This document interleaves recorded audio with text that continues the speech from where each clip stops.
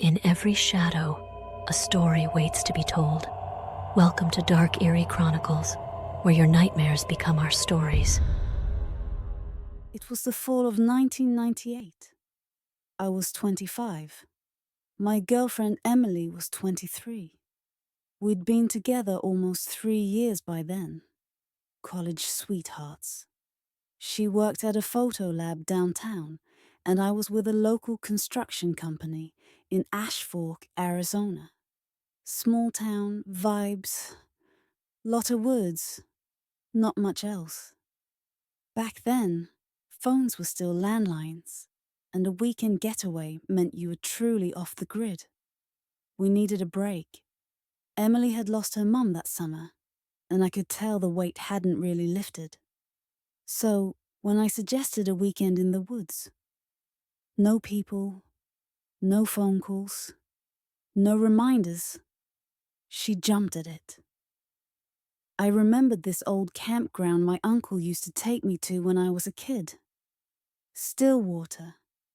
It wasn't on any major maps, and the trail up was mostly forgotten, but I remembered the way. We left Friday morning in my '92 Bronco. Loaded it with sleeping bags, propane lanterns, a small cooler, and this old army green tent that always smelled like mildew, no matter how long you aired it out. The trail up to Stillwater was rough. Dirt roads full of ruts, tree branches scraping the windows like nails across a chalkboard. But when we got there, it was exactly how I remembered it. Tall pines, mossy earth, dead quiet except for the wind and the occasional hawk overhead. The kind of quiet that pressed in on you. The lake itself was this shallow, glassy oval of water tucked between trees. I never understood why they called it Stillwater. The surface always had this slight ripple to it, like something was moving underneath. But that day, it actually was still. Dead still. We pitched the tent near the tree line and set up a small fire pit. There wasn't a soul in sight. No campers, no hikers, just us. Emily smiled at me. "This is perfect, Dylan, like movie perfect." I remember thinking that too. But now, I wonder if that kind of perfect is just the calm before something awful. That first night, we roasted hot dogs over the fire and shared a flask of whiskey. She took a Polaroid of me with smoke curling around my face, then joked I looked like some horror movie creeper. Around midnight, we crawled into the tent. The forest was pitch black. You couldn't see a foot outside unless you had the lantern on. And then there was this sound. It was distant at first, like a thudding. Not footsteps exactly. More like someone hitting wet logs together. Not fast, just measured.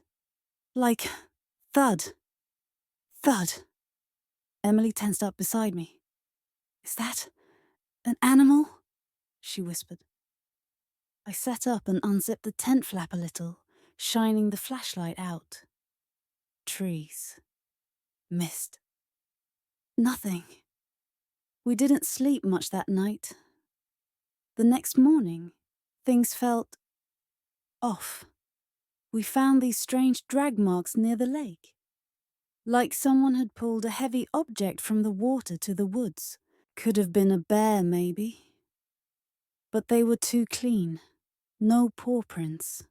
No mess. Just 2 long streaks in the dirt. Emily asked if we could head back. I should have listened, but I didn't want to ruin the weekend.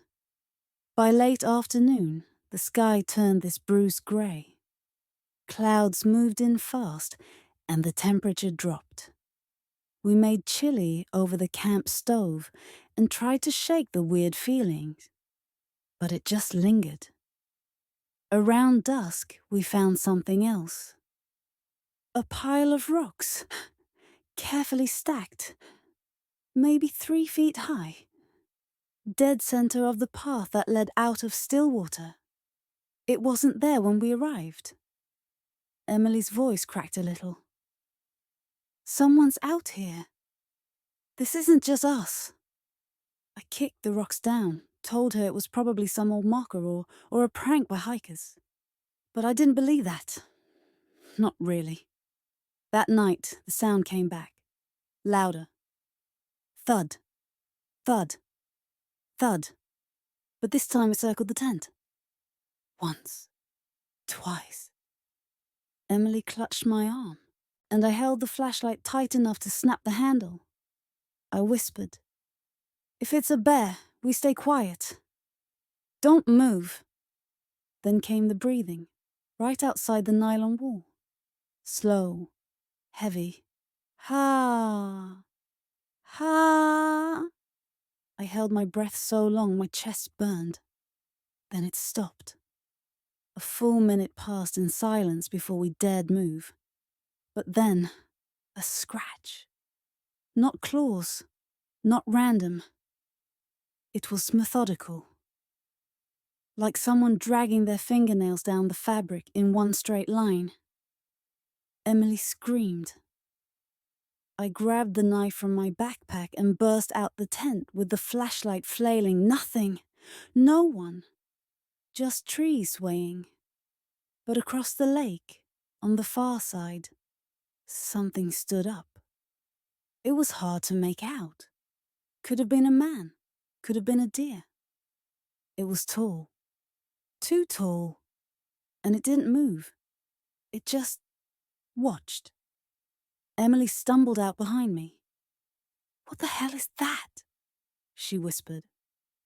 I didn't have an answer. I don't think I even blinked. Then it stepped backward. Not turned, stepped back into the trees like it was fading out. We packed everything in under 10 minutes. Threw it in the Bronco.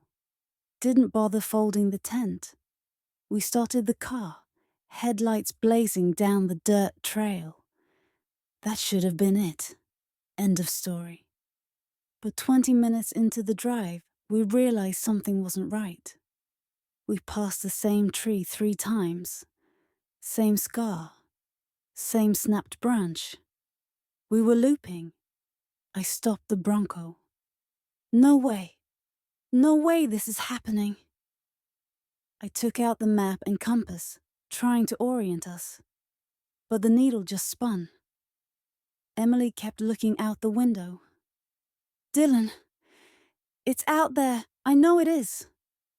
I tried turning back, but the road had changed. Where there was once dirt and trees, now it was just dense brush. No path.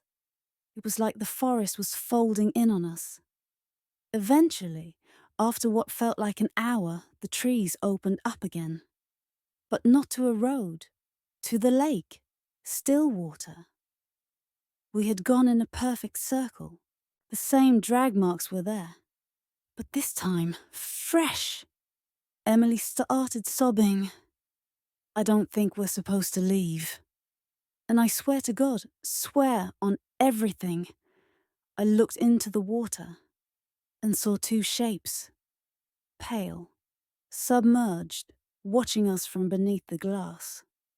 I threw the Bronco into reverse, turned the headlights off, and told Emily not to speak. Because whatever we were dealing with, it could hear us. You've been listening to Dark Eerie Chronicles. I'll see you in the next nightmare.